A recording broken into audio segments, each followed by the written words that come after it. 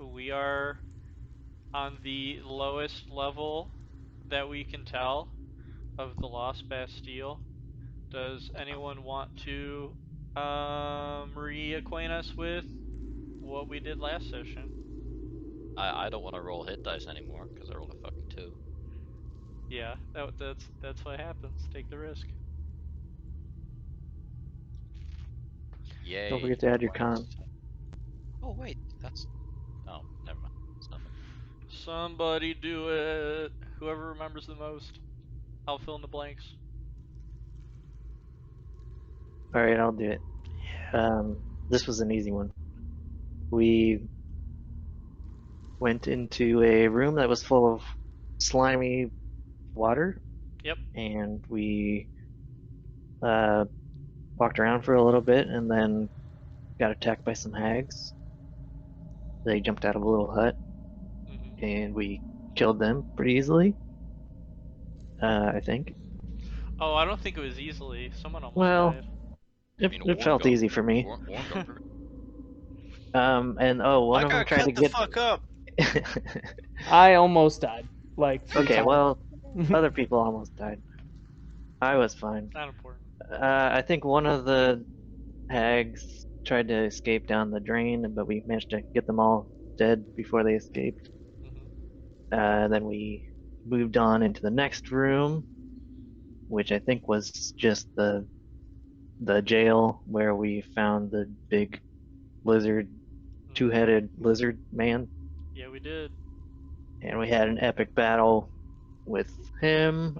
And Calico. we fought for a while. He blew some, was it fire breath Acid. or acid breath, and almost killed everybody. Then he went and smashed a wall and started flooding the room, and some little Sahuagin Yeah.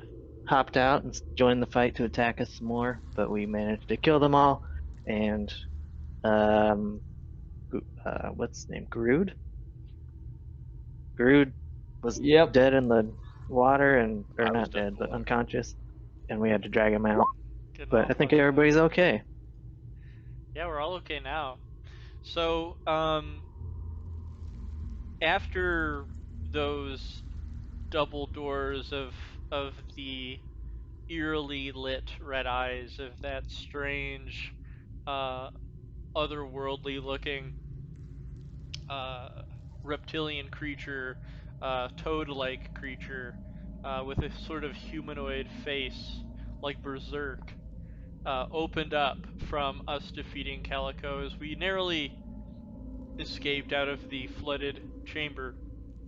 We were able to find another chain pulley style stone elevator that led us even deeper into the Lost Bastille, now 4 levels deep, and we are hundreds of feet below the surface to where we end up here. We are exhausted. We've got barely anything left. We've been fighting for a very long time. When suddenly in this chamber we see a glitter, like a glistening, brightly, magically lit, wavering um, pool made of stone. It emanates a very comforting, warm aura to us, sort of almost drawing us. Its very presence, if we were to smell the fresh water and sort of fresh oxygen that it's pumping into this murky chamber, we can tell that it's reinvigorating. And I would say that at that point, those of you who were feeling especially exhausted would have dipped into this pool, and you'd feel reinvigorated from it as its very healing water would soak into your flesh. Your health would come back all the way. You would be renewed with new strength as you would level up. And so I'll go ahead and just put you guys in here since this would probably be the very last place that you'd be. Lucatiel would stand behind. Yeah, But go ahead. Nerf is diving in for sure. Okay. Yeah, I Sploosh. went head first into this. Just thank God. And I Yes. jumped right in. Very reinvigorating. At full strength now. And once we've gathered our bearings and we feel this newfound strength, we'd be able to look around and see this chamber before us. Once again, 15-foot tall ceiling made of pure mossy stone, molded over. We see to our left a familiar statue of a priestess woman, covered in a sort of gown or sheet that is white, but stained with the water, the dirty water that is sort of misting through this room. And next to her is another glowing epitaph in a strange language that we wouldn't recognize unless we got closer.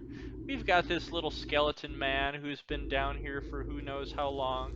He bears the insignia of the first room that we were in, the sort of rook-looking symbol. Um, so we know that he would be affiliated with King Idubus from what we recall through history checks. The room is held up by cracked stone columns that are sort of crumbling away. We see one of them has crumbled under its weight, and some water from the previous chamber is slowly dripping down, forming a puddle. Over here, there is an open hall going into another chamber that's pretty dark from where we're at. It is guarded by two stone statues of sort of like tomb soldiers kind of thing, where we can assume that it's like they are guarding some sort of tomb from the way that we recognize them, um, through whatever religious knowledge we would have. And the most eerie presence that we feel, of just this presence of pure, spine-chilling darkness and quiet, emanates from this portcullis here, where a rolling black fog completely hides what is behind this portcullis, and it just rolls as just like this wall of pure darkness in front of the portcullis. I study the arcane arts, and one of the things I study the most is trying to foretell the future. I don't think it takes somebody with my abilities to know that nothing good lies on the other side of that gate. Squawk! Raven sort of squawks in agreement with you. I also agree with him, and I say that, it's really dark, but I want to check that skeleton out, see if there's anything good on it. Sure. Go ahead and move your characters wherever you guys would be. These things, that was written in a different language, right? That somebody else knows, but not me. We'll see.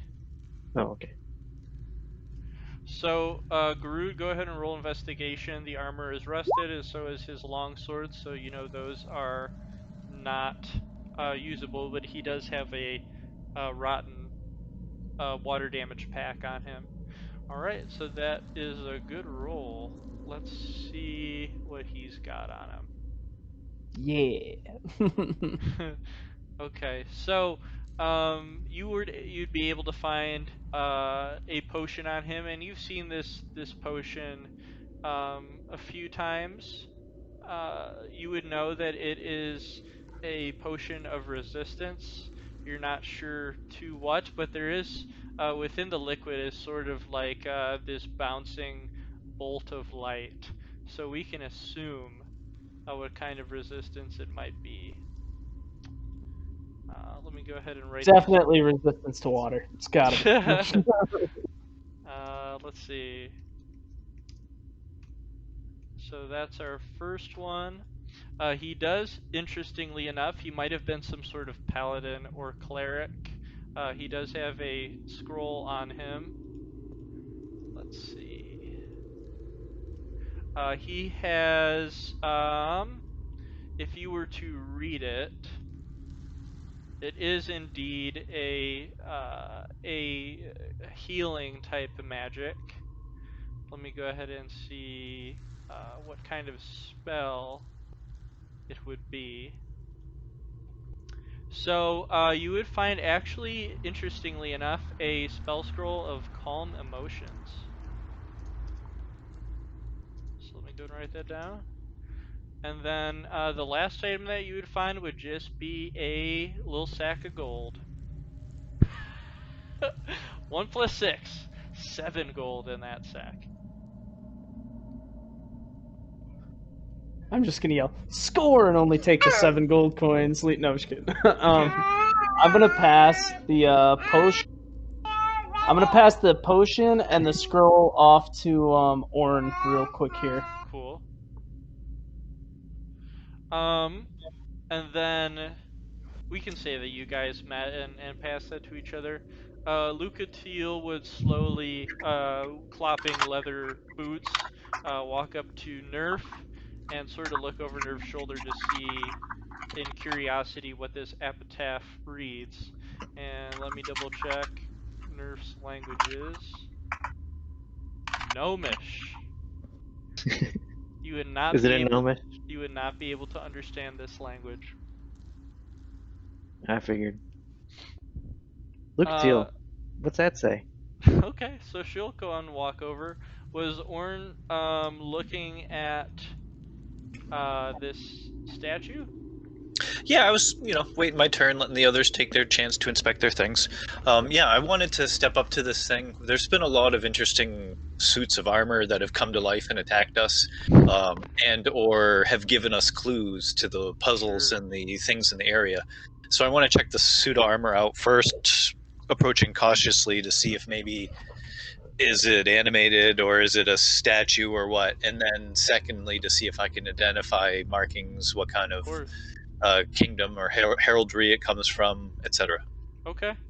So yeah, go ahead and make an Arcana roll if you want to figure out if it's enchanted of any kind.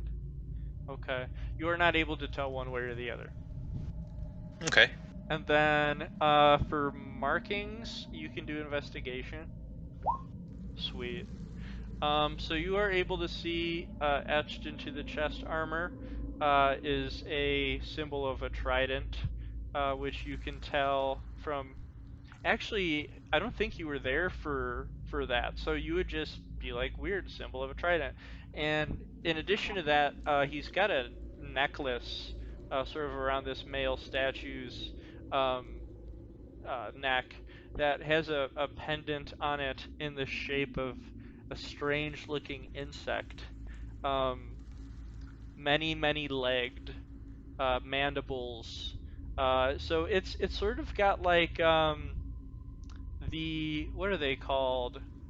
Um, Silverfish. Like, it's got like a silverfish sort of tail, Huh. as well as like prawn-like legs and like a millipede type head. It's just very strange looking, with a very thick carapace. But it is made of stone. It's not like an actual necklace. It's etched into the statue, and they both have this same appearance. I'll look at this potion and the scroll soon. There's an interesting marking of this trident and this strange insect on this necklace. I'm not sure if it means anything to you folks. Would anyone recall the meaning of a trident on armor? Sort of, if it had any sort of affiliation to it? That was Queen, right? Yeah. So, with that knowledge, Lucatia would go ahead and honor your request and see if she recognizes the language. She looks down at it and gives a heavy sigh and says, regrettably, I do understand this language. This is abyssal. And she would look it over and read it back to you. And let me go ahead and show that to you. And she would go ahead and read out and say, well, this says something very interesting indeed. An epitaph to the lost sinner, whose name shall be struck from the annals of history. and his devilish priests who aroused his vexation. That they did. The first to deceive was Bekai the mute, who wrapped the king's heart around his finger. Second was Udakai the blight, who chained the king's will by the neck. Third was Uchikai the hollow, who perceived the king's ear with words of hatred.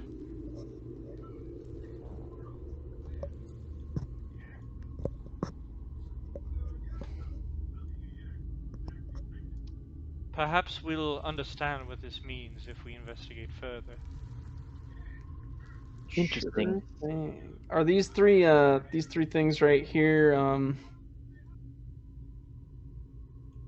Trying to get my thing to those right Sure. there. Are those all like what are those? Are those just regular like pillars or Yeah, regular like carved in them? columns that are sort of decrepit, falling apart, and holding up the ceiling. All right, then I am gonna take a look at these statues real quick here. Then see what see if any of The the statue right names. here? Okay. Well, I'm looking He's at looking this at a different one. Yeah, I'm looking at these ones here. For further information than what Orn said? Yes, to see if anything that matches anything from those statues matches what was on that. So what is it specifically you're trying to recognize? So, from what we just saw, this is. I'm sorry. Can you refresh the? Can you pull the thing back up for us to see real quick from what Lucatil just said? It is revealed to you guys, so you are able to just click on it for handouts. Oh, It's called where the coffin puzzle. coffin Yeah, puzzle? Oh, okay. Sorry. Yeah, that's my bad. All right. So I'm gonna see if either of these are statues of either Bakai the Mute or Udakai the Blight or Uchakai the Okay, Hollow. sure. Go So for it. all right, let me Roll well, you can roll. I wouldn't say you'd know history at all, as far as that. No matter what you rolled, you probably would have no clue. But you can go ahead and see if you can go ahead and roll investigation to see if their like facial features are different or anything like that. Okay.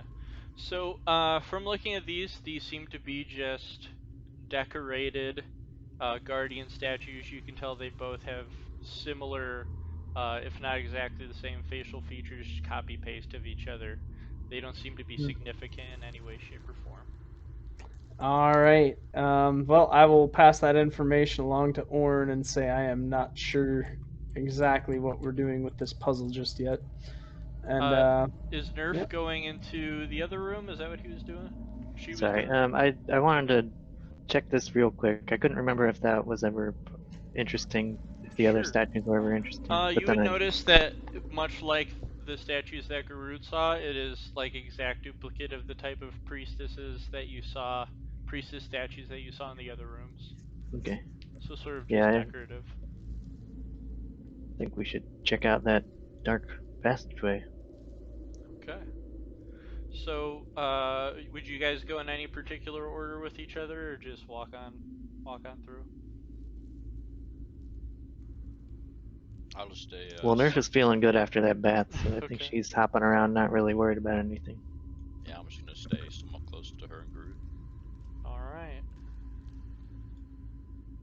So, we walk into this smaller chamber. It seems to be a sort of tomb, a burial chamber of sorts.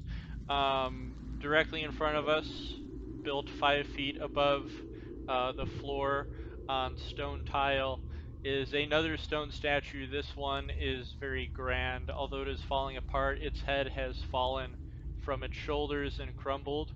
But it wears a long cape with clasps, very decorative armor, a great sword at its side, and it just has a very grand and royal appearance to it. We can see um, rotted away flowers that have been placed at its feet, sort of in respect of the dead kind of thing. A wooden bench that has since rotted away, possibly for those to sit and pray to gods or wish good upon the dead. And directly in front of us, we see three obsidian coffins that are laying over a royal blue carpet. They seem very old. They're covered in dust. And directly in front of us, or excuse me, to the left of the chamber, is another 5-foot incline of stone stairs covered in dust and grime. And there are flickering wax melting candles atop of it, as well as a marble altar with a pure white sheet and a golden basin that is empty, with 2 stone columns that are untouched, good condition, holding up this ceiling. And another one of these knights of the king in rusted armor that has turned to a skeleton. All right. Does Yeah, go ahead, sorry, man. you go. No, you're good. You're good. Go for it. So does this statue have any symbols of, say, a rook or anything like that? It does not, but it does have an engraving that is written in the same language. So Lucatiel can go ahead and pop over. Actually, if a few like letters remain, but it looks like it has been like wiped away, sort of like the epitaph had said, um, stricken from the annals of history. Or So she might know who that is just by looking at it. yeah, so Lucatiel would see a few letters. She says, "It seems somebody whoever came down here last had erased whatever left of the name that they could, but I do see King, and I do see the remainders of Idubus. I think we can only assume who this chamber is for."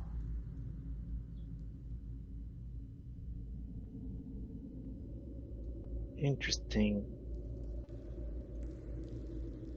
Who wants to look at coffins? I'll look at coffins with you.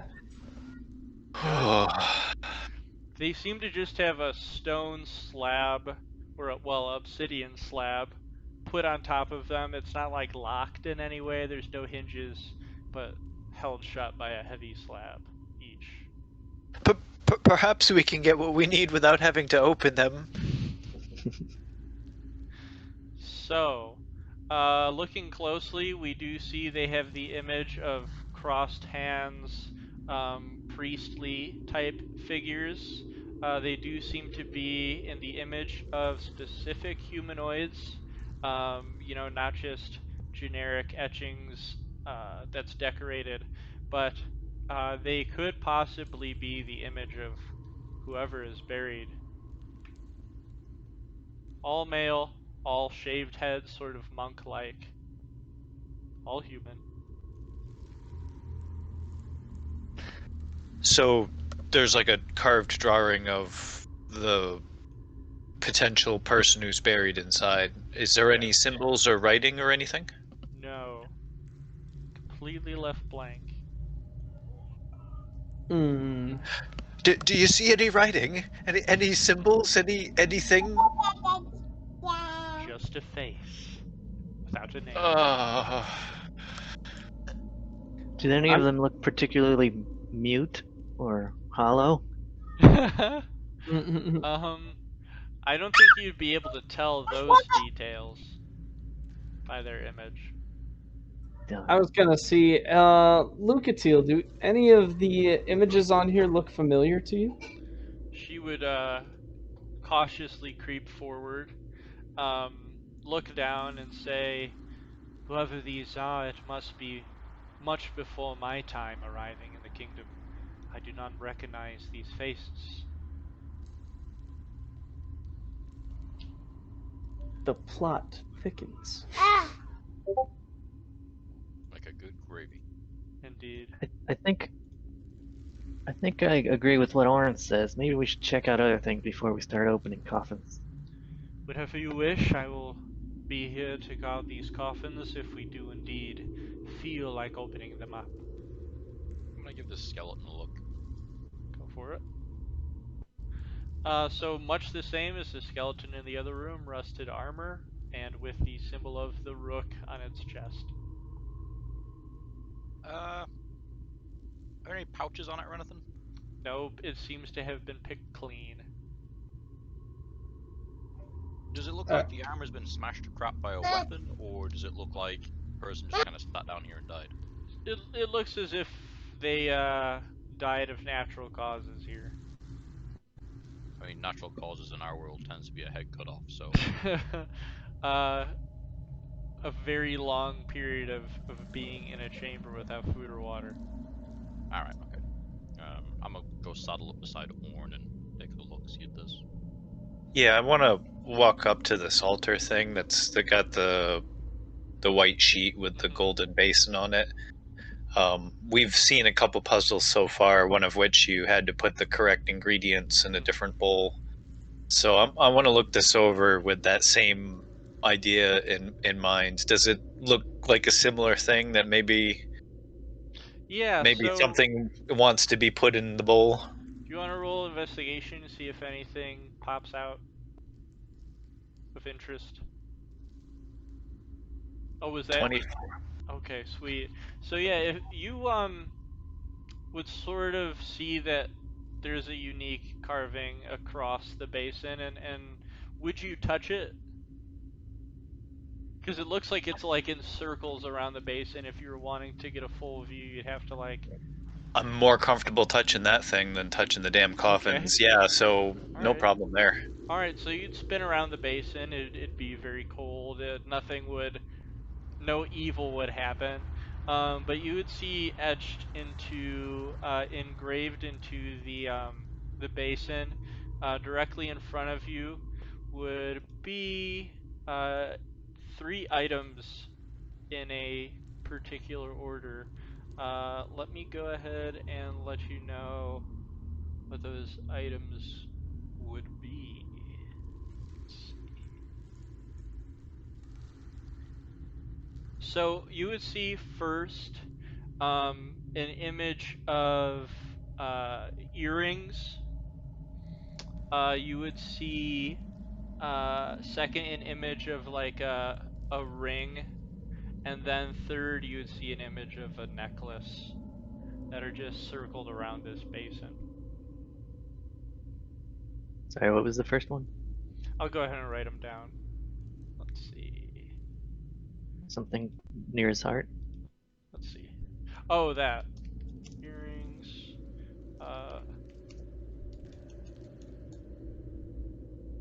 I won't say... Here, let's see. And... I put some text on the map. Yeah, so from front to back, that's what circles the basin. Oh, finger, okay. Yeah, so that matches up with the 3.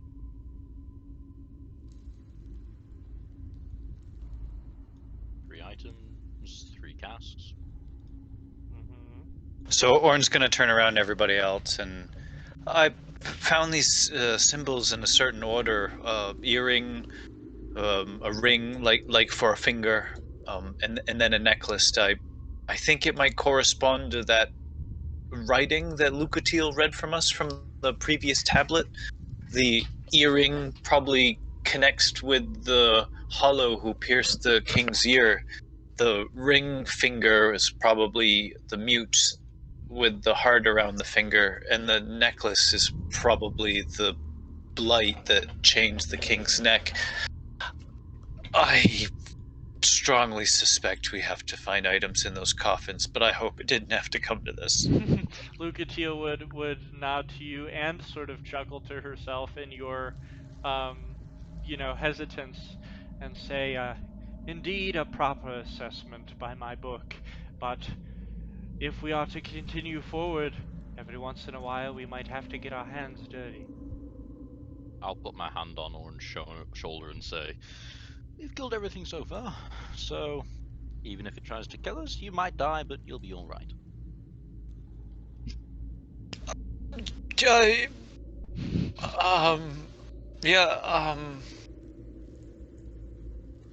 I just keep smiling at him like a big dumb idiot. So, speaking of death, I actually was talking with a buddy about how 5e, like, getting down is kind of weird. How you can just kind of do it over and over again. So I've got like a homebrew system now. Not that anything would happen, but each time you go down past the first is another like automatic death saving throw fail. So the first time you go down, no failure. You have to roll for it. Second time, you automatically get one failure. Third time, two, and fourth time, you're just dead. So that's the way I'm gonna handle it from now on. Is this in the same fight? Yeah, same fight. Okay. Yeah, Okay, so if after it's like you a get a Okay. whole, short rest, it refreshes. It's not I was gonna forever. say, That would suck. a couple of you were. you Yeah. get your 4 lives back kind of thing after a I was Yeah, short about to rest. exactly. say that is the one good thing. I have yet to fail a death saving throw. It's like a So if sort that of was, death exhaustion kind of thing. yeah. A Sounds hero good. can only have so many fucking hurrahs. Yeah, you can. Yeah, exactly. Have you been playing games where people have been doing the yo-yo tactic? We'll see if that is something that people can do, yeah. But I've also played a game where it's just silly, like a great axe keeps one-shotting everyone, they go down, and then they just stand back up from a healer in the background. It's just super I mean, silly. you're kind of lucky that That's none of us all. has sell it then. Yeah, Sure, yeah. When do they actually get cut in half, right? Right. exactly. But yeah, so it seems, as Lucatiel says, we might have to get our hands dirty. I mean, I'm doing that right now. I'm getting spring onions ready to have with cheese. So, what is the next move? I'm gonna All right. whisper to Onyx to go perch himself on top of the statue and wait for further instruction. Why don't we Sure. just set fire to everything? That would work. Should we do it all together?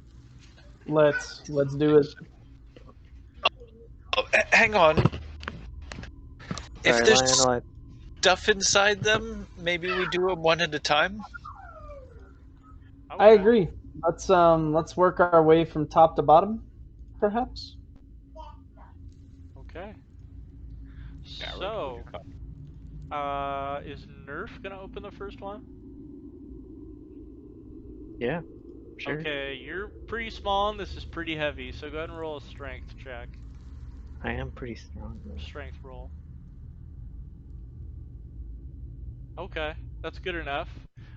So you place one foot on the coffin and you slowly pull the slab off as it screeches against um, its placement, and as it comes crashing to the ground. It stays solid, and peering into the coffin, you would see um, a like burnt black skeleton with an open jaw, looking as if its final moments were not very pleasant. Arms folded, completely black robes, and just covered in cobwebs. But you I'm would gonna get see a. that placed around it, it does have a ring on its finger. It does have emerald earrings that have since fallen off of its flesh next to what was once its ears, and then you would see a gold necklace on its neck with a red gem encrusted in it. Hmm. I'm just gonna hold vicious mockery ready. Okay.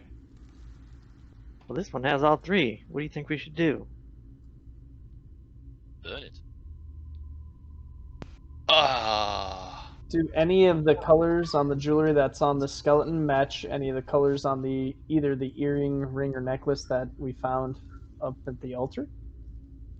No, they were carved without color, so whatever color the basin is what the symbols are. So just gold. Lucatiel That would is say, trouble. "Well, I'll go ahead and do my part as well," and she's gonna roll strength to see if she can pull this heavy slab off. So let me find her character sheet. I believe Orn and I are comfortable away from the dead things.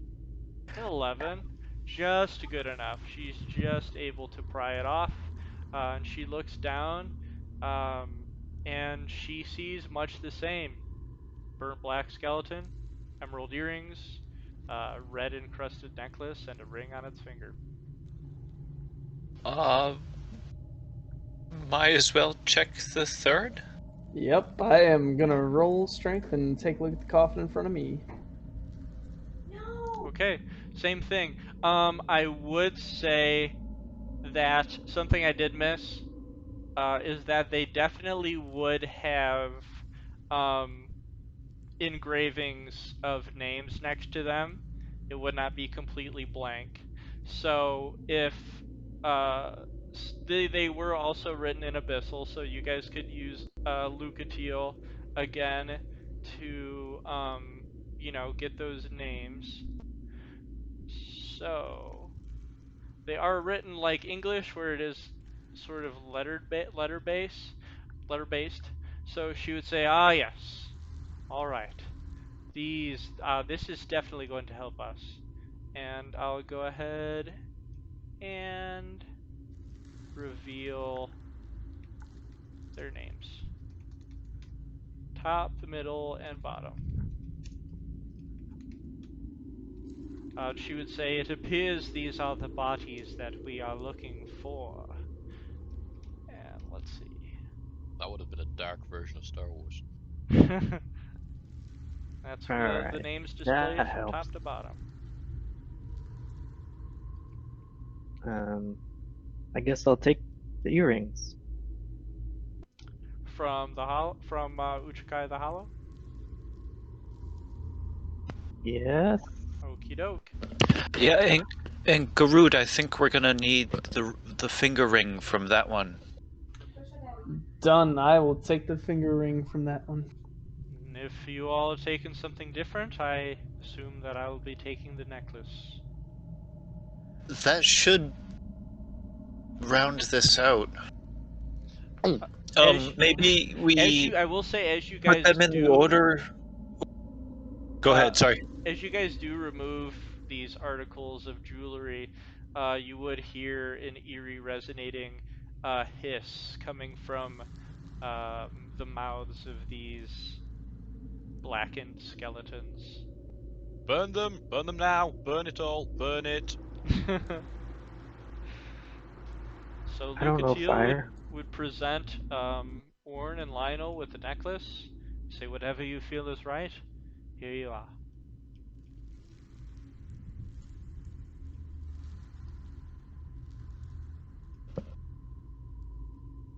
I'll hand over my earrings. Okay. Should we do it in order, I guess?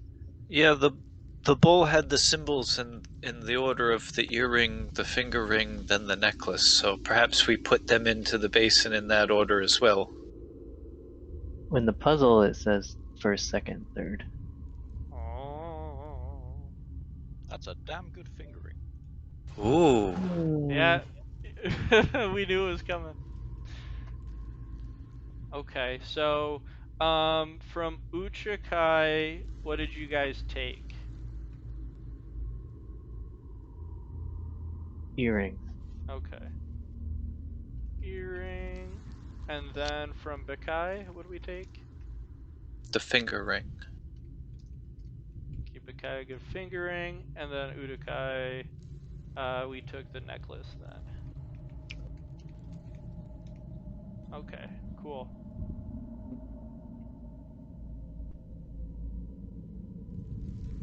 All right, what order? If you guys are wanting to put them in the basin in a particular order. Yeah, Nerf pointed out that the puzzle has the words first, second, and third in it, Mm-hmm. and the puzzle calls out the first was the finger, the second was the necklace, and the third was the earring. So perhaps we place them in the basin in that order. Go ahead and write down what order you were wanting to place them in the chat, so I can see if you're right or if you're fucked. We can still burn everything. Just burn it all. It's far better burned.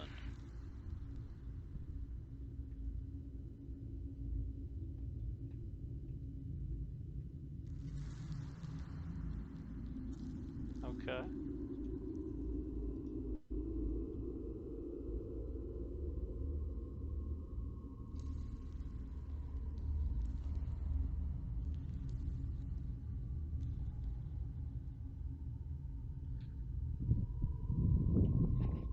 So you're doing it in order of the note.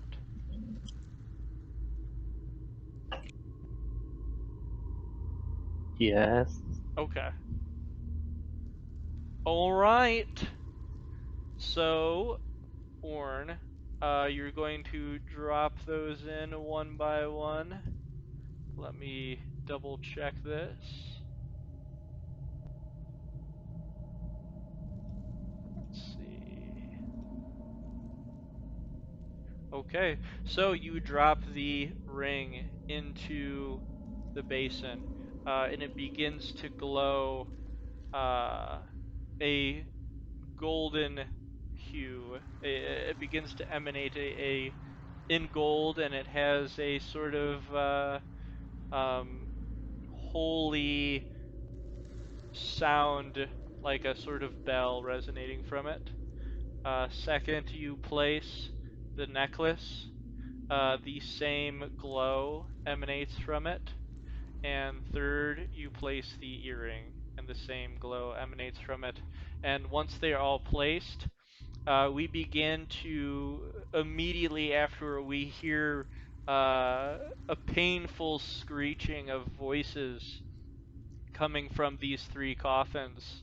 As it appears, whatever spirit type sound is coming from their mouths is in great pain.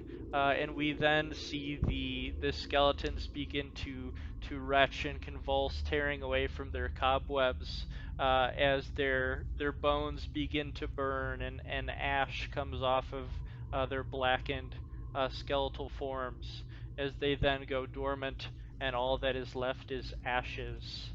And the bowl begins to melt all of the items that you placed into a golden liquid, and we can hear the sound of a hissing steam slowly fading away in the first chamber. Lucatio looks to everyone and says, "Whew, that wasn't so painful now, was it?" Could have just burned everything. True. And we can hear the screeching of a old portcullis raising to the ceiling in the other room as well.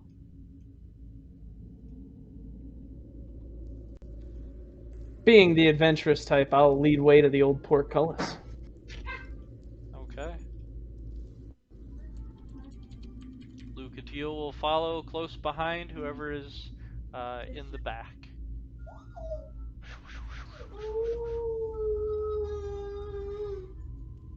And then where is Nerf going to be in all this? Sorry, I'm trying to remember how to do the It's all good. fancy movement. I guess I'll stand in front of. How do I get her to move?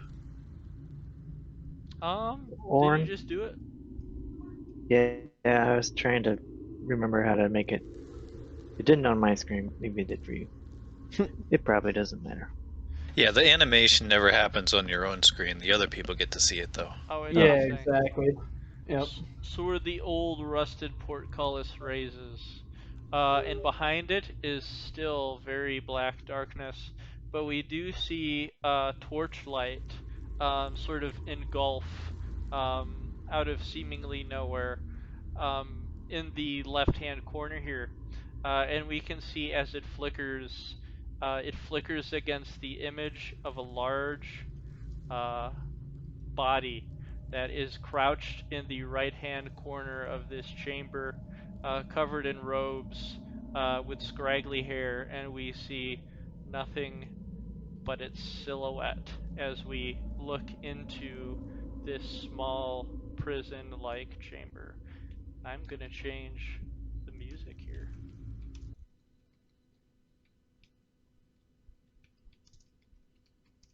Lionel's just been eating a whole wheel of camembert in this time.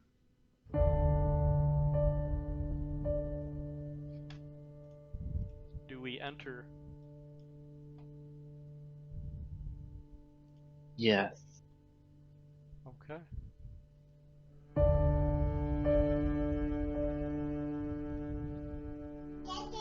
All right, So, I'll advance in. Oops, sorry. go ahead. Little distracted there. I'm gonna stay right here at the edge of the steps, wait for to make sure everyone else is still actually following me in. Still holding vicious mockery. Okay. Ooh. Hold So on one. we enter into the darkness, and this figure's silhouette fades, and we can now see a very shocking sight before us. We see what looks to be a male body, covered in old, worn rags, very simple clothing, most of his flesh exposed. He has a grayed black beard that is all scraggled and knotted together, that coils to the floor at his feet, very long. And we can see a steel mask placed upon his face, very dark eyes. We cannot see his eyes through the mask, as it is tightened across his face with buckles and locks. And we see long knotted hair also flowing down from his shoulders, reaching almost the ground. And it is a humanoid face that is placed upon um, this steel mask. It seems to be almost the face of a fool, sort of if you were to watch a theater performance.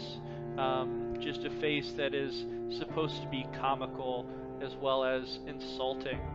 And he sits there with his head between his knees, just in sort of a fetal position, and we hear nothing but the echoing of his labored breathing, bouncing off these walls, as well as rusted chains laying across the stone floor.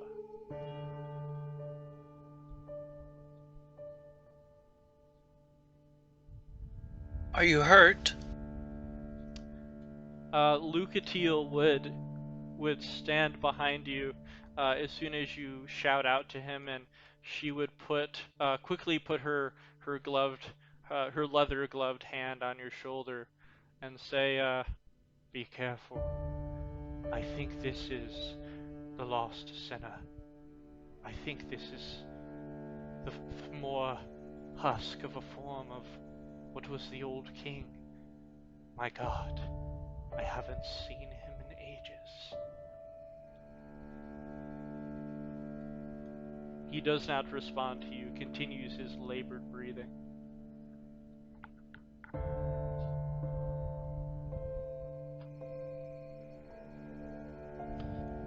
I'm going to very calmly and slowly approach and ask him, "Are you the king?" As I kind of trying to slowly approach. Okay, go ahead and show where you're gonna stop. I stay with him the entire. Okay. Right about there. Okay, so you stay 10 feet away from him still. Okay, so as you speak to him, his labored breathing quiets immediately after hearing your voice. He goes completely silent, and then slowly creaks his masked head up to you, to which you notice, shockingly, it is a sort of vice of a mask. You can assume, much like an Iron Maiden, there would be painful spikes on the inside of this mask. He looks up to you as you hear his neck creak and snap as if it had not moved in a very long time. And he does speak. And he says, "Black waters, deep and dark and still, all men have passed this way, or will."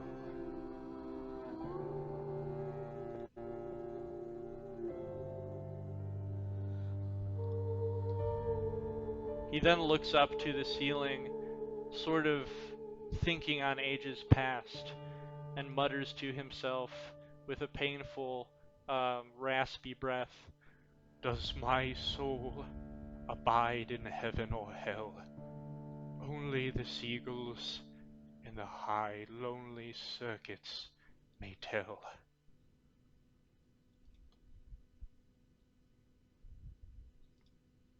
He's not still chained, is he? He's not what? Chained, is he? Oh no, he is not chained. Lucatiel stands back at the gate, hand gripped tightly on the rapier at her side. She seems to be very stressed, nervous, labored breathing, but she does not speak. I'm going to take one step back, and I am going to be readied with the Morning Star. He seems to be lost in thought, um, lost in his own pained mind. Would anyone else try to get his attention? I am going to take out my instruments, and I will get my unseen servant to very gently play the drum, and I will play my viol. Just a soft, sweet tune. Okay.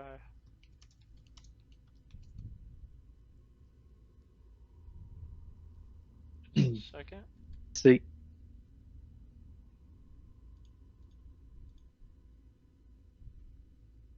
Okay, so you play a soft sound for him, soft track for him. Very quietly singing the Maiden of Umber. Okay, just 1 second.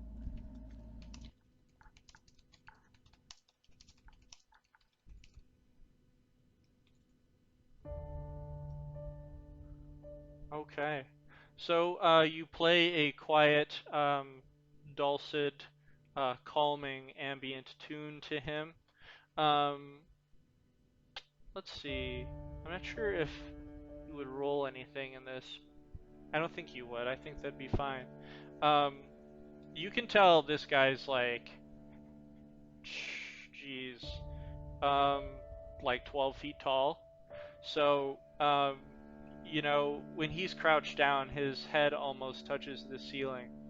Um, he looks to you as you play as if he is uh, hateful of any sort of comfort or any sort of um, happiness. And he looks to you as he, you know, Oh, the sort of. Maiden of Umber is not a happy song. Oh, you're not playing a happy song?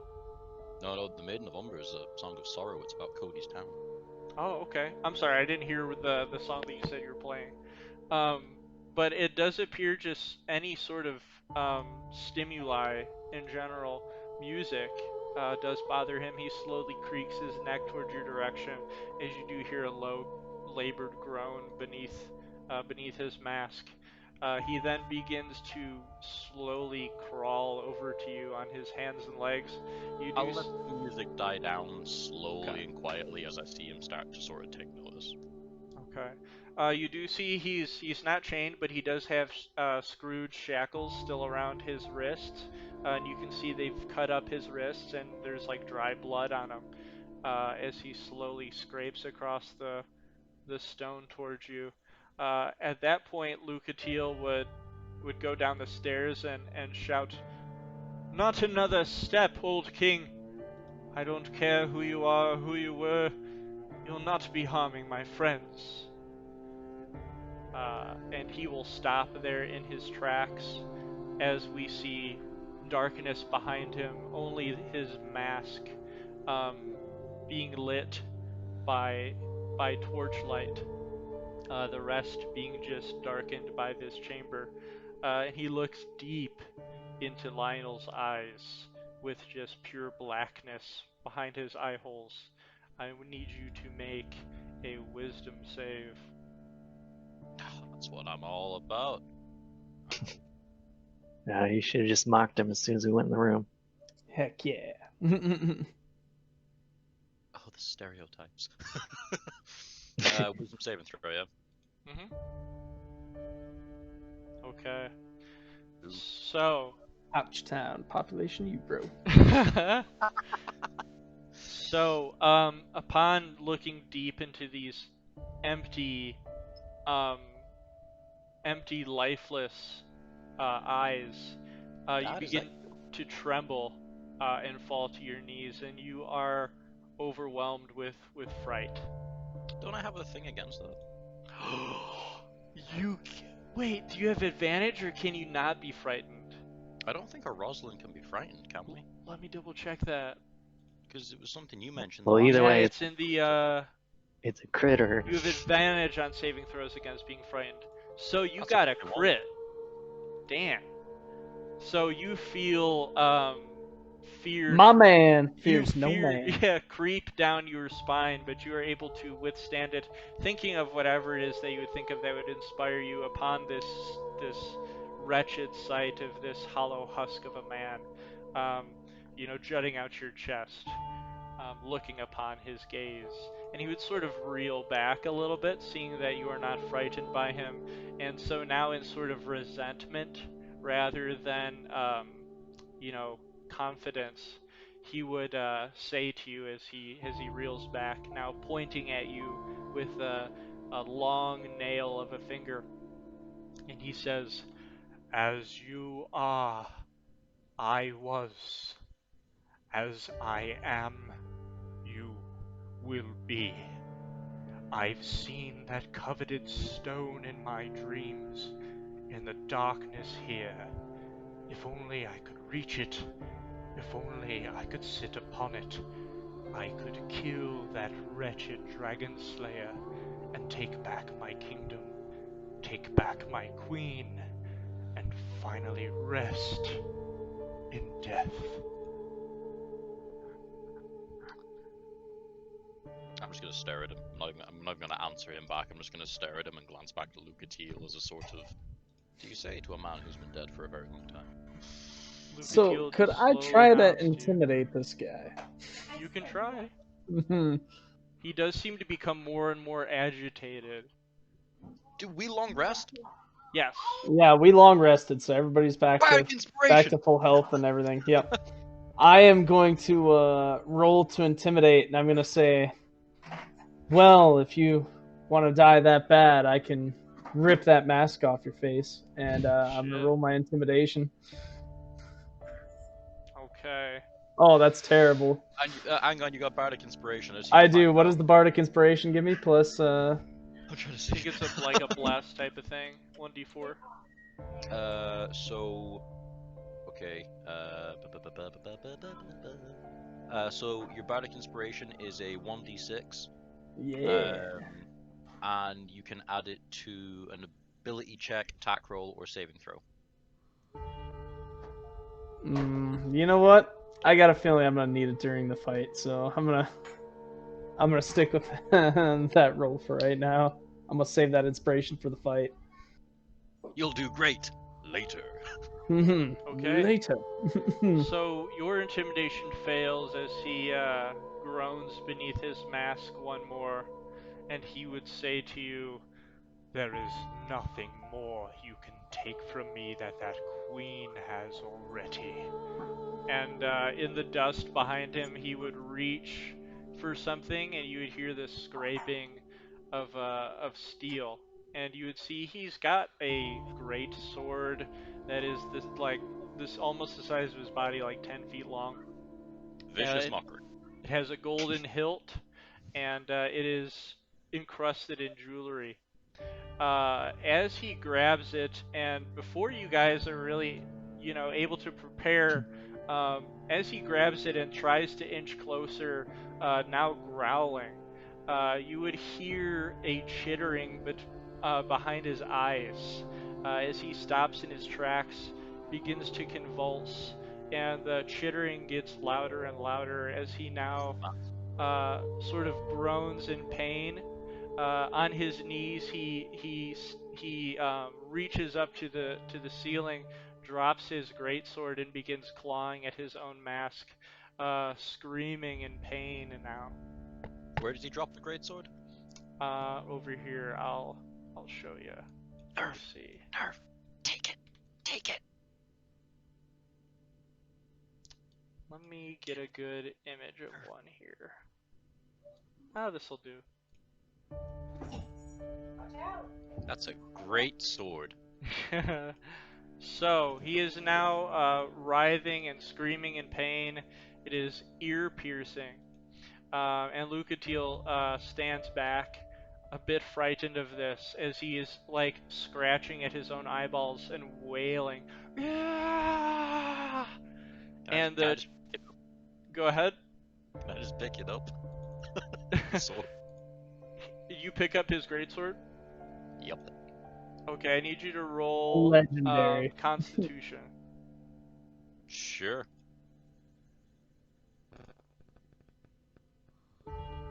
Hey. Nice. It begins to burn your hand as you pick it up, and you are going to take 17 fire damage from it. I knew that was gonna happen. That's awesome. Glad I didn't do that. Get back, bro! Get back! I'm gonna grab him from behind and literally forcefully throw him about 5 feet back so he doesn't burn anymore. Okay, that's fine.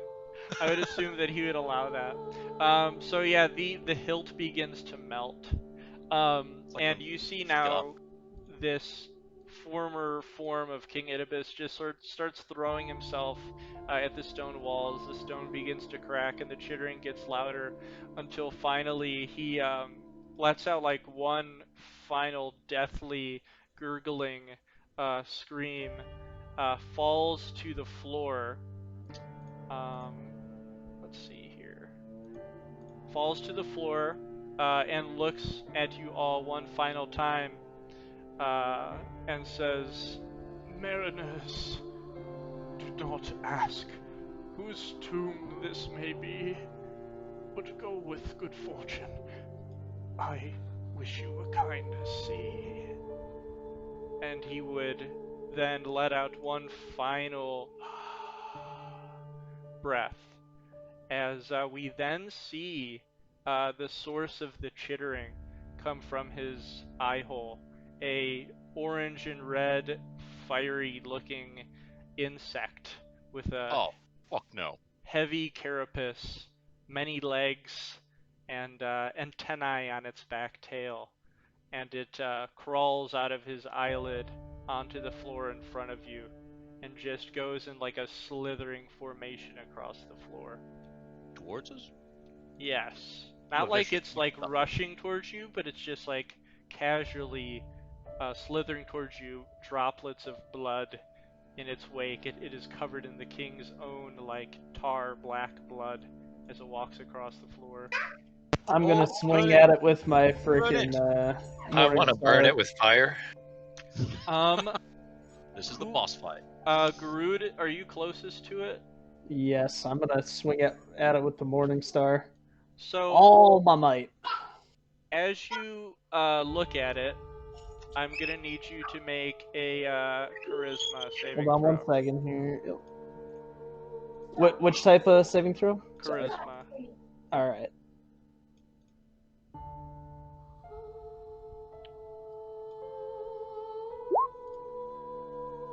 Okay. Hey. So this strange insect, this very powerful insect, 16. You look into its eyes, um, and it once again has a strangely humanoid face, and you seem to be drawn to it. You want it. You are greedy of it. You covet it. Can I grab him? You don't know that this is going on. It's sort of going on in Garud's Ah, head. shit. So you see Garud raise his weapon to it, and then stop. And Garud, what would you do? I would just kind of slowly, with the Morning Star like raised overhead, just kind of slowly, it'd come right back to my side because of obviously what's happening, I guess. Lucatiel would look to you, surprised. Say, Garud, what are you doing? That thing came from the husk of that old king.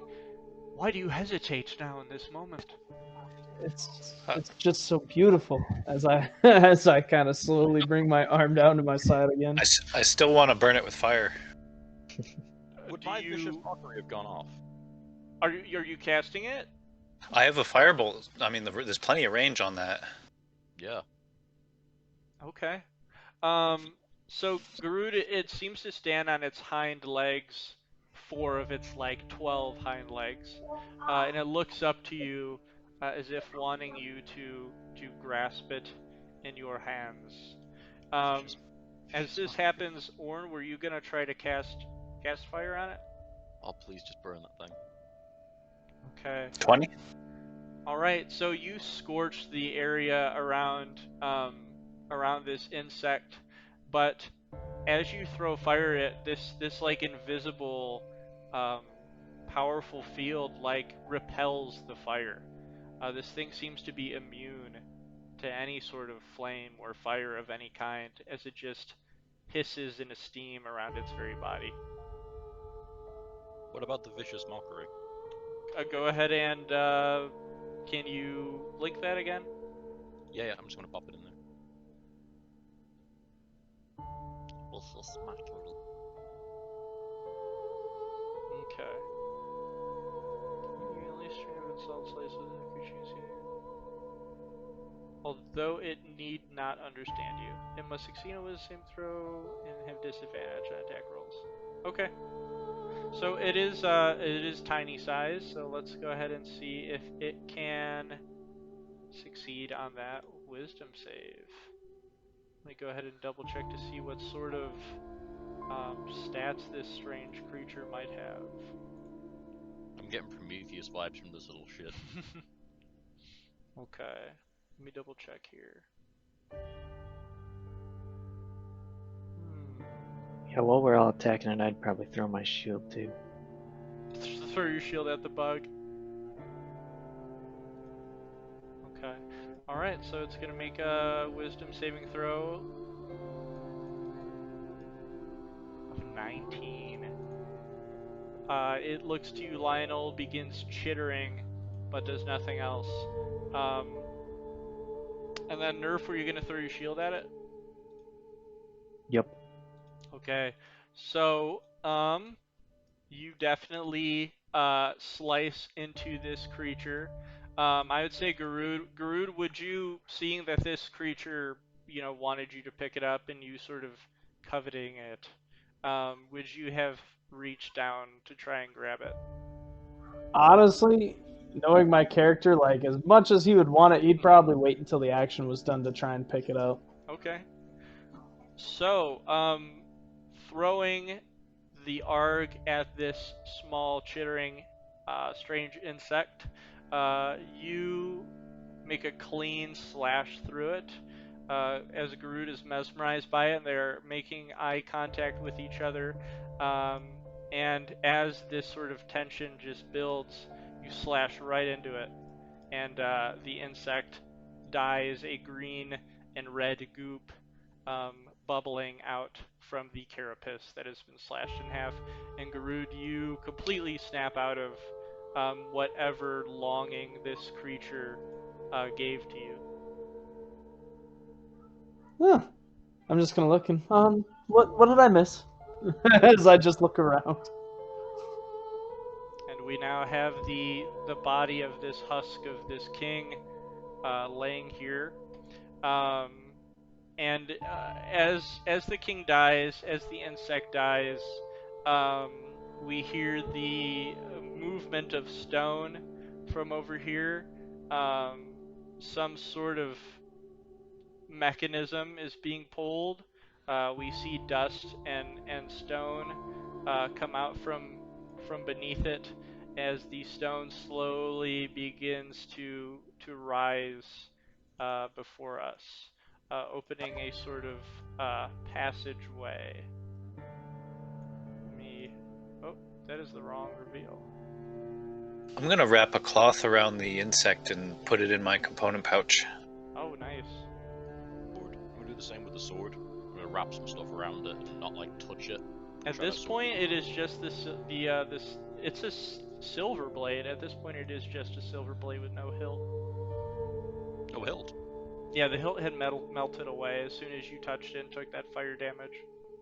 Oh wow. In that case, I'll just try and wrap up the blade without touching it and just kind of try and move it along. Sure. Were you gonna try to take it in your pack, or were you gonna leave it here? Just wrap it up and put like a piece of rope at one end and the other, and kind of sling it over my shoulder, but make Okay. sure none of it's touching me or anything. You have the silver, 8-foot long, I would say, blade wrapped with ropes around your shoulder. And with this dead husk of a king lying before us, and the scooped up remains of this strange insect that we saw displayed on the necklaces of those stone guardians, we now see a passageway open up the very second the king had died, revealing a stone, the same sort of stone platform we've seen before with steel chains. This one, here, let me go ahead and sort of show this. This one is at the bottom. It looks as if it only goes up. I will turn to Orn and motion to the dead king and say, "Any interest in that mask?" Ooh. Well, it's rather large. What would we do with it? Garud could cut it off. Can I roll survival to see if I can pull that mask off and see what it's all about? Or do I need to roll anything, or just kind of, can I just try and pull it off? The person's like 12 or 15 foot tall, right? So the mask would be appropriately, proportionally sized. Yeah. Big ol' mask.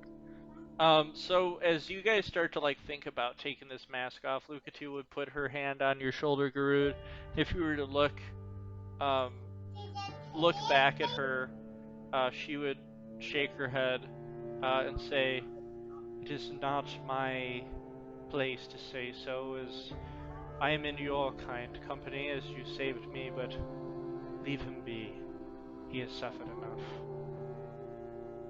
I will bow my head and say, Yeah, I'll respect her wishes. I'll just kind of nod and walk away from the dead king here. Lucatio would stand before him, looking into his blackened eye holes. She wouldn't touch him at all. She would just stand there. But it looks as if she's sort of gazing upon him one last time, in a mixture of pity and sadness. Um, as you know that she'd seen him in his prime. She'd seen him when he was a ruler of this kingdom, and see him reduced to this sort of comical, pathetic form. She just sort of gives one last glance to him, and then Okay. leaves. "Makes you wonder who'd give a prisoner a sword." That's a good question. Perhaps it is his own pain, much like the pain that you had felt if he touched it. Sort of a forever longing he can never have of being able to never strike down the man who took his queen from him, Maybe keeping a their jest. longing at his side. I know of them. His own life. Yeah, that's a much darker reason for it. Oftentimes, you give a prisoner 6 walls and a sword. Indeed. I don't think I have much else to say here. I wish to leave this place. I'll lead the way and get on the elevator then. There's not enough space for all of us at the same time. I'll is there? hop on You Lionel's guys can all shoulder. squeeze on. Lit. Some of you will have to be on the edge holding the chains, to keep your balance on this as it's very crowded, but you can all squeeze on. I'll just hop on Lionel. He's big. Okay, sounds good. You're on Lionel's shoulders. So, stepping on the Smite platform, it seems to be weight triggered. As the stone platform slowly rises up, the screeching of the chains, all we can hear. Lucatile remains very quiet, very somber, very lost in her own mind. As we ascend, and it is a very very long ascent. It's probably 15. Well, let's see. I'd say it's probably like 10 minutes before we start to see the light of day, before we start to um, have like fresh breaths of air for the first time in a uh, very long time. When suddenly and finally um, the elevator comes to a halt, and let's see. Let me go ahead and hide something here. And we come to the surface for the first time in a very what seems to be a very long time. And let me Oh shoot, we go ahead. forgot to fill a bunch of buckets with that water so we can long rest on the run. Ha! Let me get the appropriate music here. I don't think I listed it. So let's see.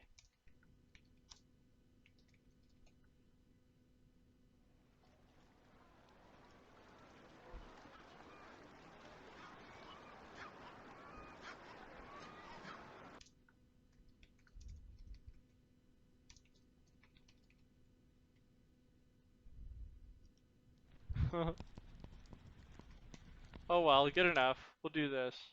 Um, hmm.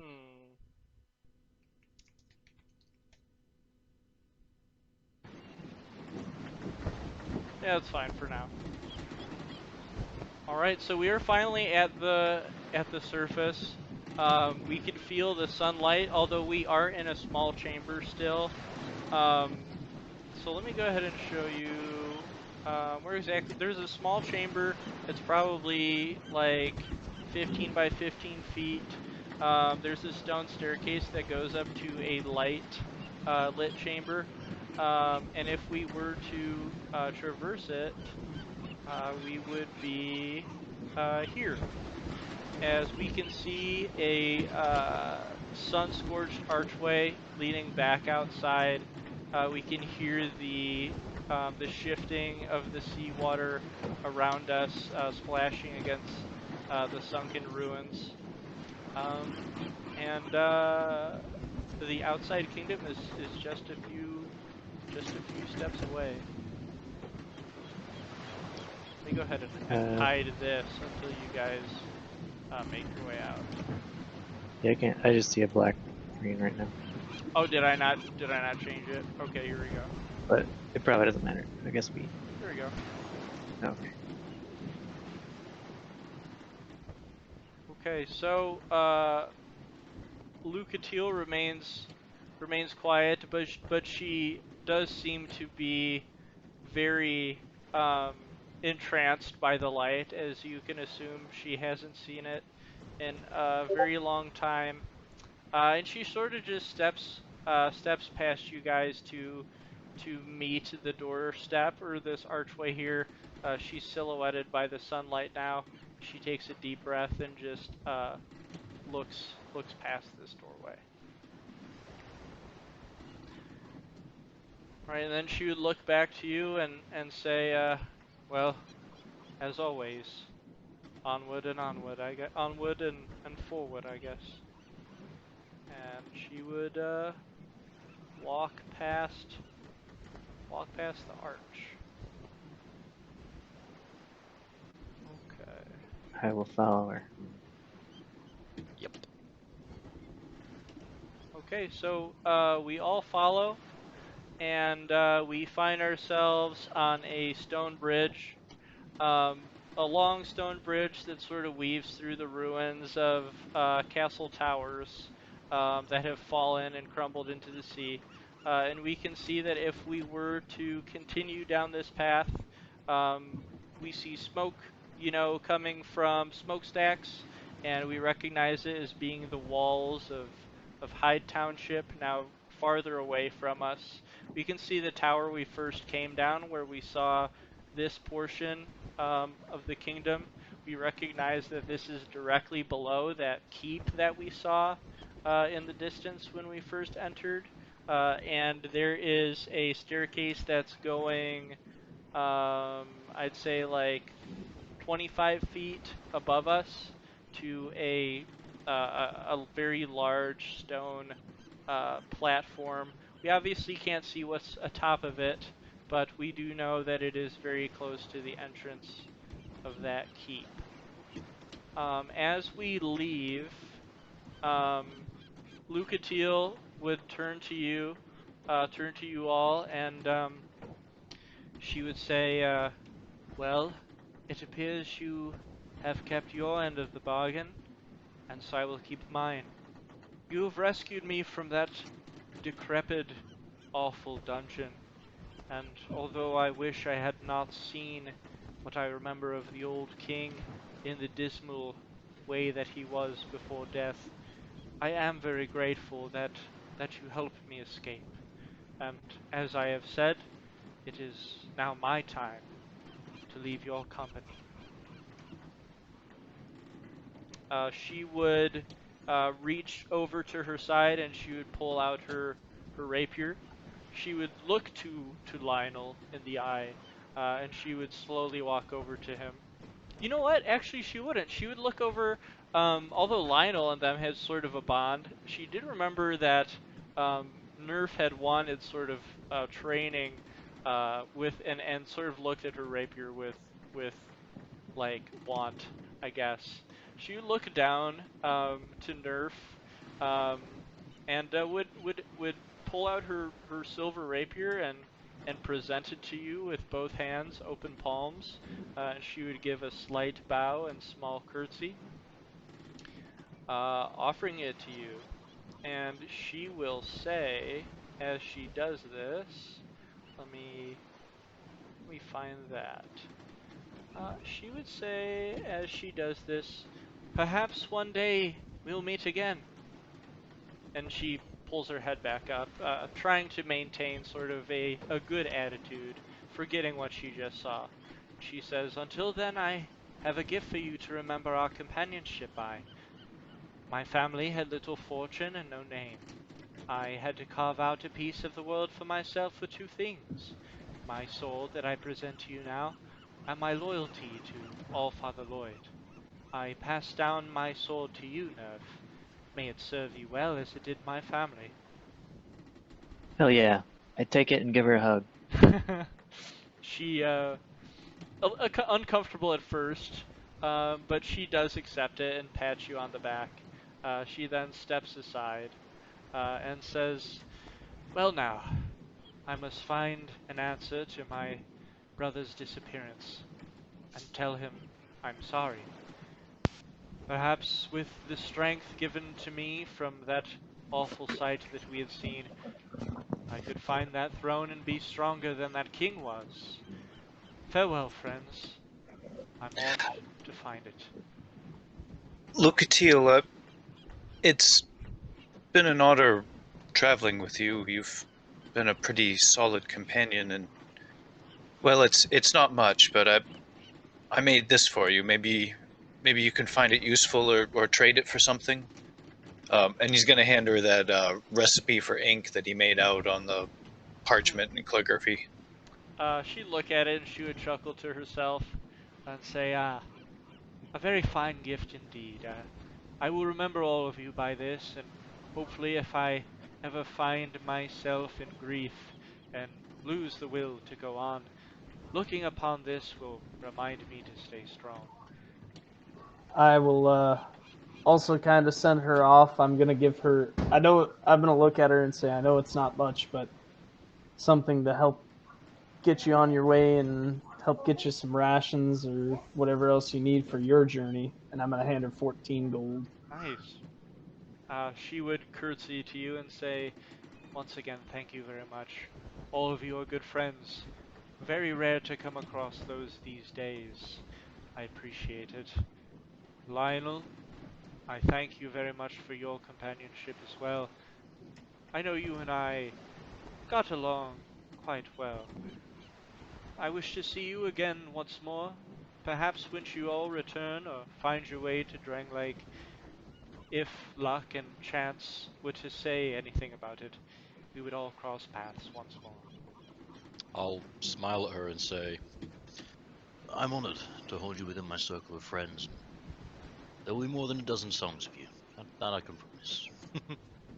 I hope to hear them one day. Once again, thank you all very much. I will find my way to Drangleic now, and I will keep you in my memory.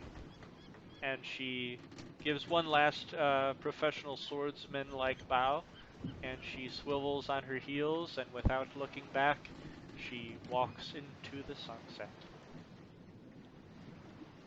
Turns out she's the final boss. Pull at the heartstrings. Yep. So Nerf, you've got a very, very interesting weapon here. It is very elegantly designed. Um, the like guard on it is sort of shaped like a rose that is like etched over the guard, um, and it just is very elegantly engraved and in great condition. Um, and it has interesting stats to it. If anyone were wanting to see if they can uncover if there's anything unique about this very unique looking rapier. At the moment, I don't think I really care, but we can look at it later. Sure. At the So, moment, I'm just excited to have it. I don't care what it does. okay, cool. So yeah, you would you sort of replace it? Would you have it in your pack, or would you wield it at your side? I would wield it, put my Okay. spear away, Can and we're doing some practice swings. Or I guess thrusts, yeah, whatever you do with the it rapier. is very easy to handle. But can everyone roll perception for me?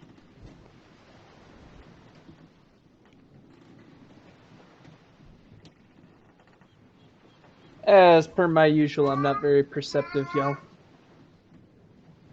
12 is still positive.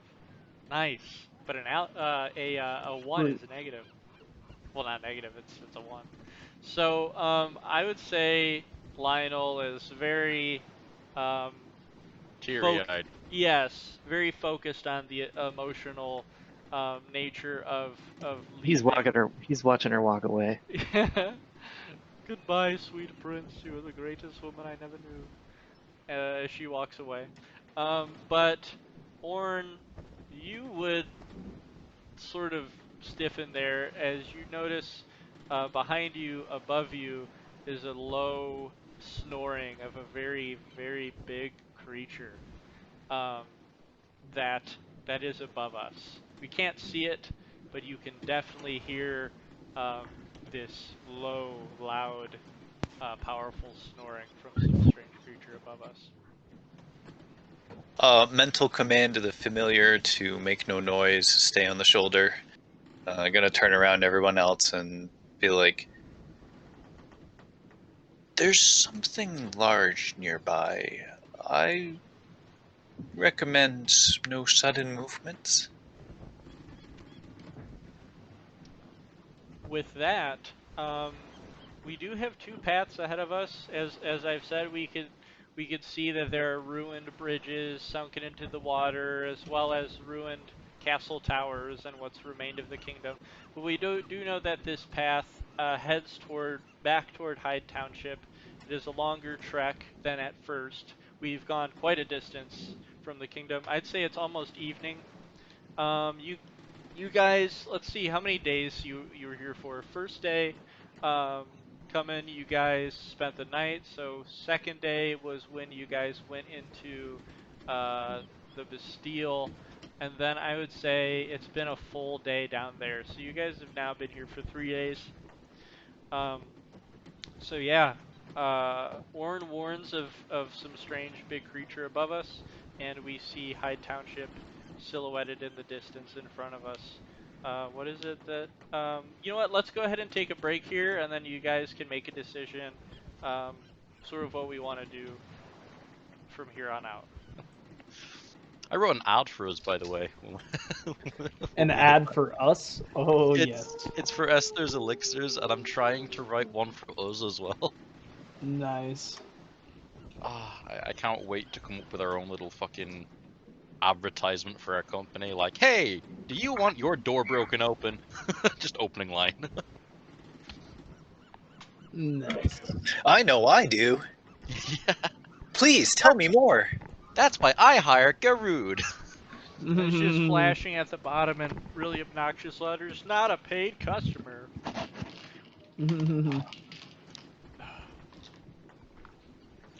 Okay. With So, our pet customer care service, you'll never be wanting for another door again. aw. So, um, I didn't want the first door. bit of a bit of a slower time today, but as we now know, we are finally out of the Lost Bastille, and it's funny because Joel has not experienced anything else except for being in that dungeon. It's So shopping, bitches. yeah, so I'm pretty excited that My we're eyes, back my on the surface. eyes. So you're sitting there with the sunlight. Yeah, exactly. So, Lucatiel is gone. She helped us quite a bit on our journey into the dungeon, but she is now on her way on her own to Drangleic, however way that she is going to find her way there, the mainland. Oh fuck We yeah. Yeah. Question. I meant to ask, but my mic was muted when muted when I said it, and then Okay. when I went to say it, she was gone anyway, and I was like, ah, fuck. I was gonna ask her for a lock of her hair. Oh, um, let's see. 'Cause I gave her my braid as like a sign of her being honorable, and that was like I was hoping to get like a lock of her hair at the end of that thing. Hmm. Yeah, I'd say she would take a small dagger from her side, cut off a small bit of her braid, and say, may this wish you luck. May this give you all the luck you need. She just like cuts herself bald. She's got no hair at all anymore. So yeah, she's gone. You've got a lock of her hair. Nerf's got her rapier. You guys gave her some presents because of the kind folks that you are. We are now in the sunlight. We've heard the strange snoring of a huge beast of some kind above us. Rude. Behind us is the keep that we saw earlier. Very decorated, very beautiful. And then before us, in the distance, is Hyde Township. So for the last, I think we will stop at 7 today, since this is more of a chill, re-get our bearings kind of moment that we're at here. So yeah, what direction are we wanting to go? So does this seem like we're where we didn't we see a dragon before? We did. So am I assuming correctly that this might be a dragon that's making noises behind us? That's a good In the assumption. direction of dragons. All right. No, I'm kidding. Oh, you are. Okay. Don't listen to what I'm saying, I or won't. Not what should we yet. do? Not anymore. Maybe when we're stronger. I charge in fists only as I throw my morning star and daggers and axes away. Are you Garude, drinking? what will he do next? I might be. Bardic So- inspiration only gets you so far, man. So, you guys can like talk as characters with each other to sort of figure out where your mindset's at right now, what your goals are. You're one step closer to um, getting off of this kingdom. If you do remember, I mean, Orn probably wouldn't know and would want to figure out where to go next from you guys' knowledge. But Harold Lycia, with her cat Shalkur, did tell us that before she helped us out, she wanted us to sort of witness the darkness that remains in the king. And if we were able to survive that, then she'd help us out in the next step to get off of this island of a kingdom. I will turn to Garude and just say, I don't know about you, but I would like a bed, a warm meal, and to not see any other person for at least 6 hours in sleep. Agreed. And after said time frame, we should definitely return to tell of what we saw in the king's tomb, so to speak. That sounds fantastic. That sounds good. Oh, We also have you really had- need to follow up What? on that garden. Yes, have I to- need to do some weeding in the garden. So We had a hot meal. What would Orin sort of have any questions on getting his bearings, or pretty much just be like, yeah, let's just go for a meal. I'm tuckered out, kind of thing. I was kind of waiting for a moment to speak because they were Yeah. all speaking. I don't mean to impose, but do you know where we are? Slightest clue. I seem to have gotten a bit lost. I arrived at No Man's, and after securing lodging, I went for a walk after dinner to explore the ruins nearby, and ended up falling and getting covered with those rocks when you folks uncovered me. So I have to admit I don't know where I should go from here. I'm gonna look at Nerf with like a really strong expression of confusion and say, "Seems we're a member short. Must have lost him in the caves." Anyway, He's Garud? still somewhere below. Gaining his levels to become the BBEG. Fuck no. Fuck you. We are not having that happen. He just emerges from the ground in a tremor. Gargantuan. I have 10 points of health. No. I'm not even joking. Oh, I know. I got knocked down to 10 HP in that. From grabbing his sword like a dummy. Hey, it's what you do when you see a man with a nice big sword. That's You true. grab it. grab it by the hilt. Yeah, so, Orn, have you been to the city yet? Only briefly. Like I said, I arrived, I secured lodgings for the night, and after dinner, figured I'd go exploring to see what the ruins were like, and that's where I fell. Oh well, I'm just, we can go back there. We kind of went into the ruins to investigate, look into something for, well, not look into it, but we were asked to go in there to prove ourselves. So maybe we'll find a good next step in the town. I'm gonna cock my head to one side and go, if I remember correctly from the sacred texts of the Orozlan, it states quite clearly one should sleep before taking on an empire. And you're definitely hungry. When was the last time you ate? I just There's a remember nice- it was something not built in the day. Something Ah, along yes. those lines. There's a nice Caterina potion was shop not built in there, a too. day. Indeed. So, it is then that you guys decide you're going to take the long trek across this crumbling bridge back to Hyde Township then? That sounds ideal. Yep. Okay. Yep, let's do Food. it.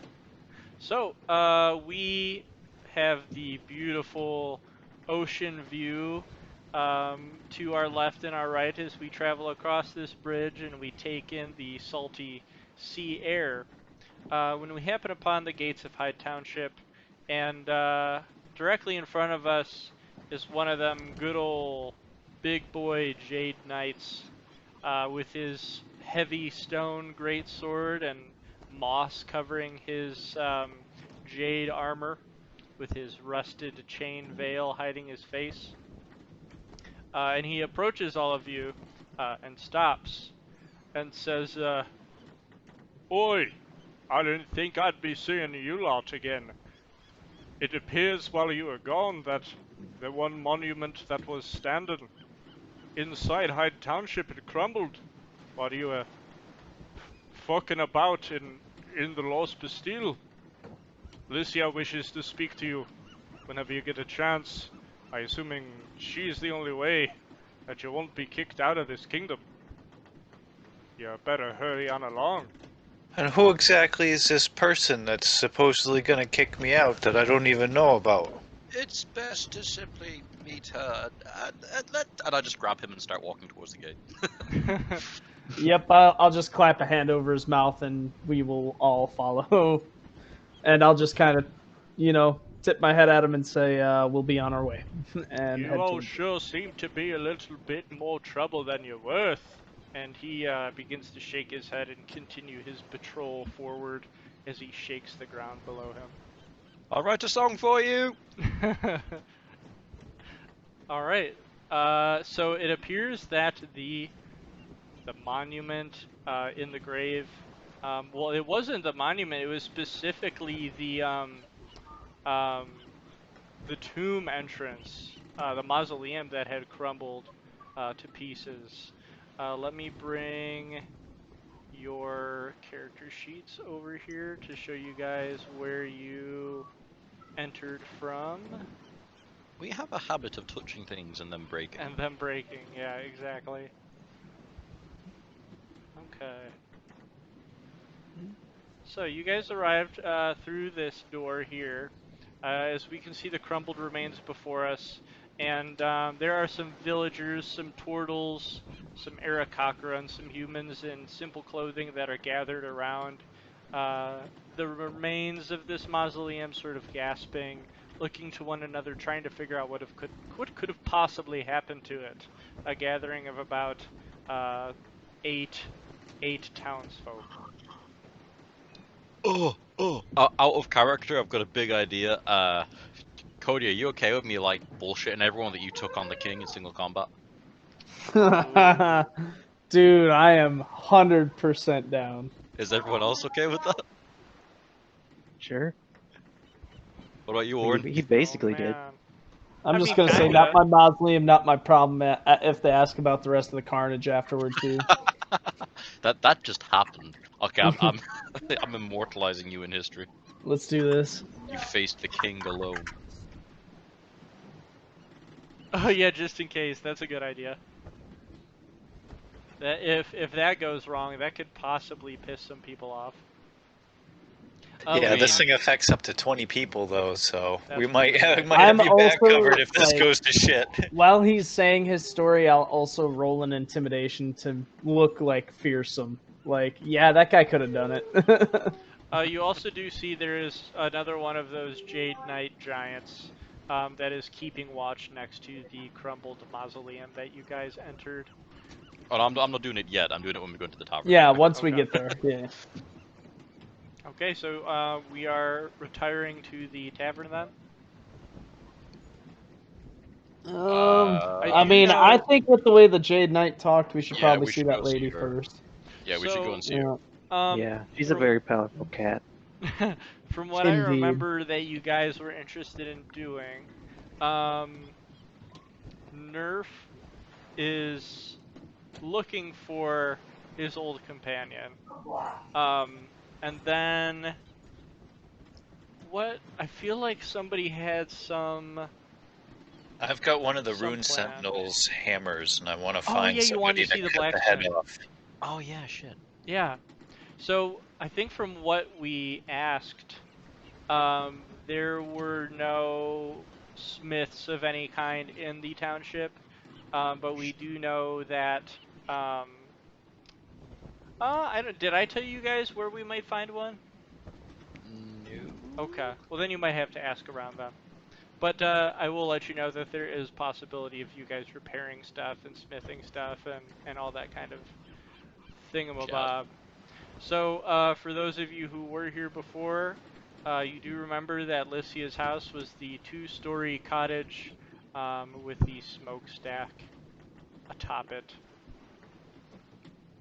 Yeah, I kind of put my head down so that Away we people go. in the Yeah, People I'm in gonna the square start don't rolling see that me. way. Same thing. Garud, I don't think you can really get away with that. I mean, you're a fucking lion. I'm gonna try anyway. You're there with a bucket over your head. Watch me. I'm gonna roll stealth and see if it works. Oh, do it, do it. I need to add Oh my Thorn and god. Onyx to this next map. Oh, So give me a sec here. And you know what? Because I know this is gonna be a fun one, I'm gonna do this here. You said it's a D6, right? oh man, don't waste it. Actually, do waste it. Do it. Are we gonna fight anything else the rest of this night though? Because you said the rest No, of this is we've gonna got be like pretty chill. 12 minutes left. Yeah. You'd be good, and I've got more that I can give you as well.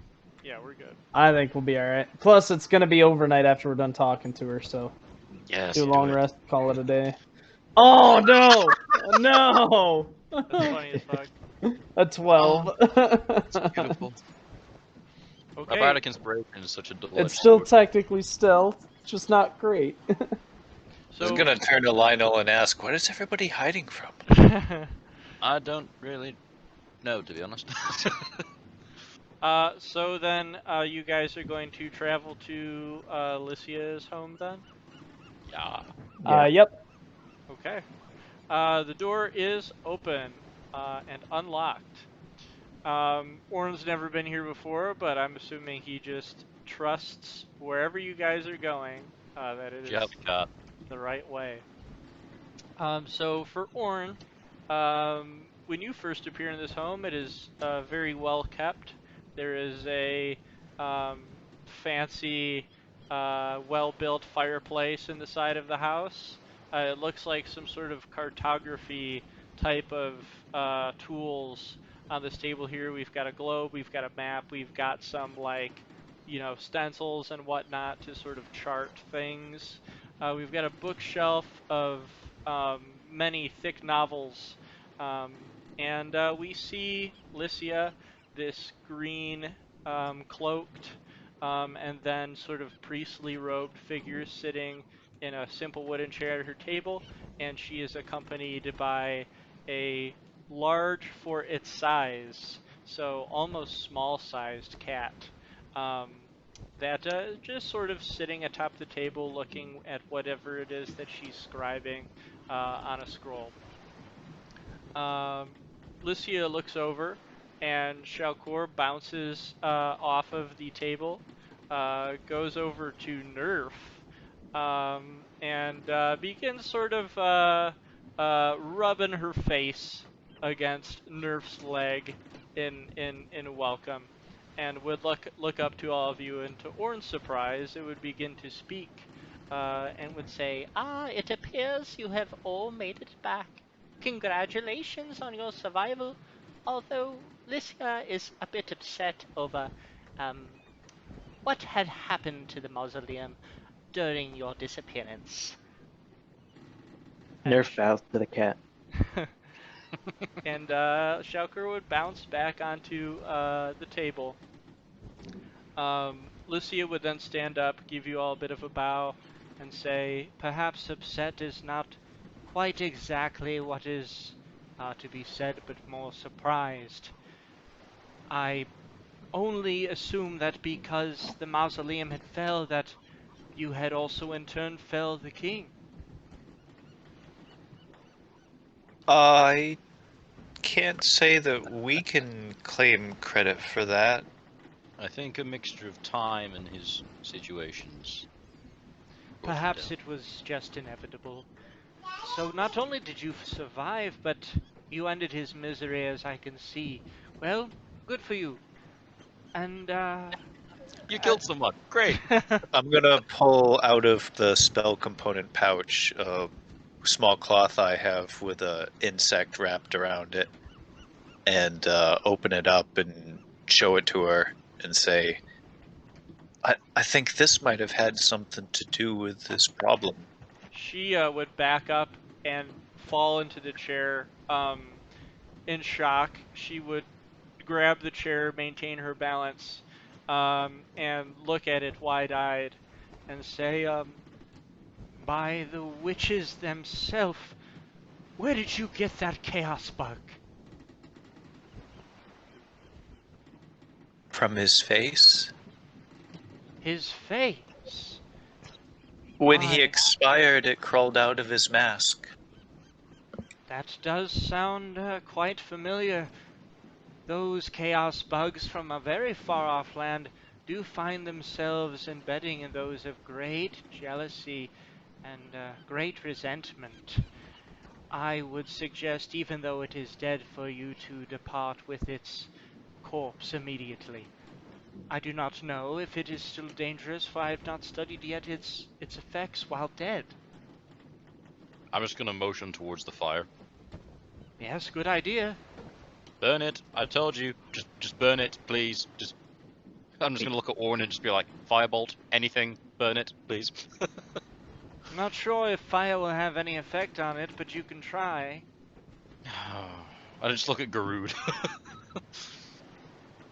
Hit it with something. I could smash it some more.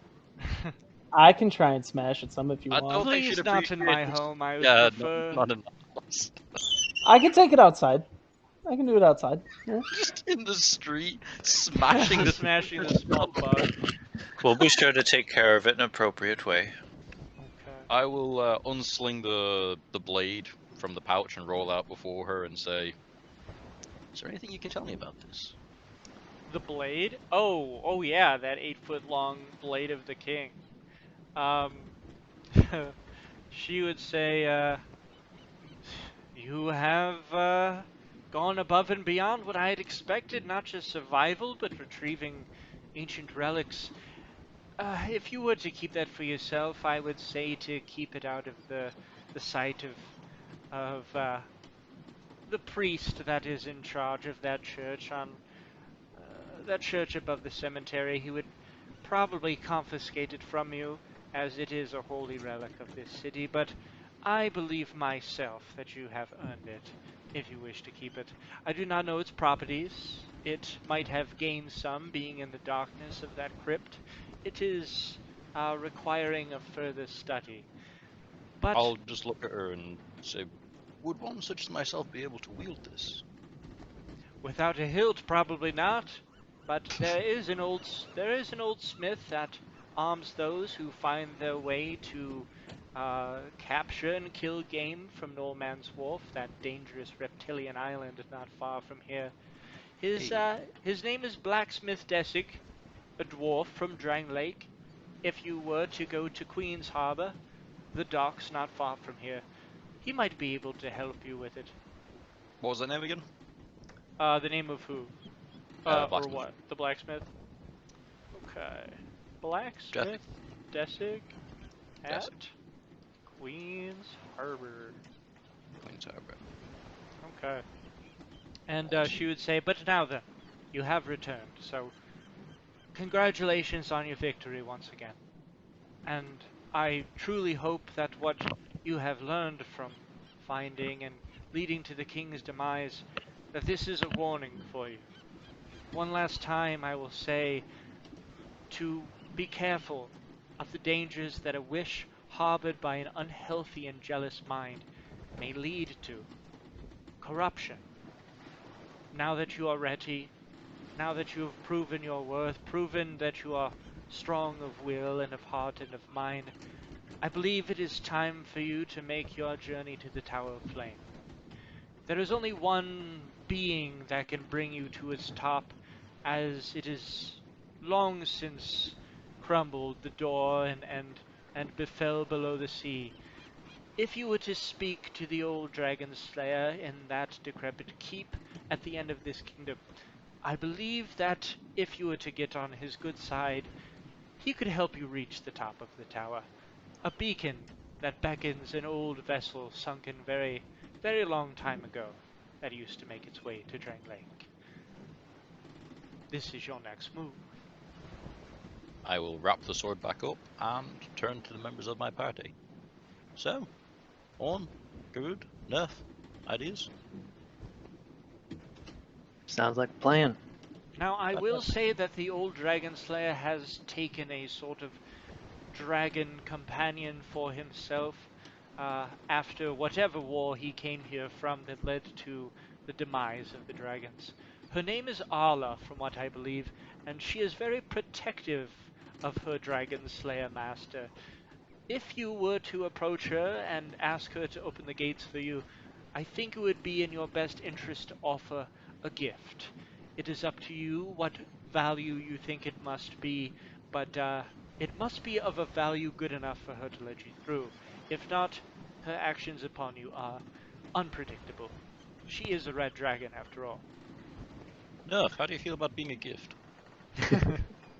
Do you know what her tastes might be?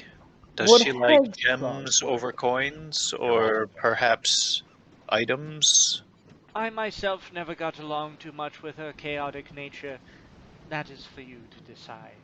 And You're off the cliff, perhaps Michelle. your next challenge. Getting a dragon will just scorch me into nothing if I write her some erotic literature. Perhaps. Yes. Very well. Shalkor would then say, well, it's about enough of that now.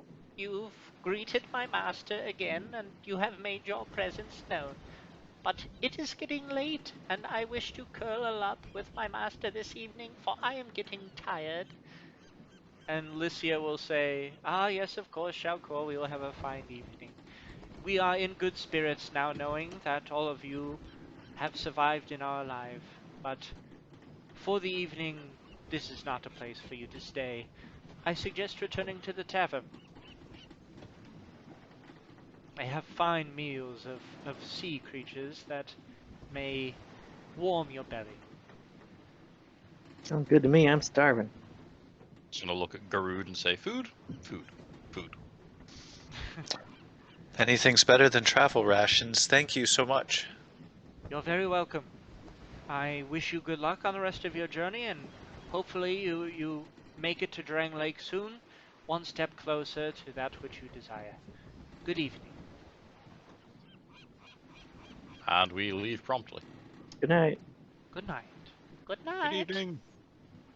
All right, you guys got your next bit of information from Lycia. She is surprised you are alive, very happy you are alive, and surprised Shit that ton of you information. surprised that you claimed some old relics from this king as well.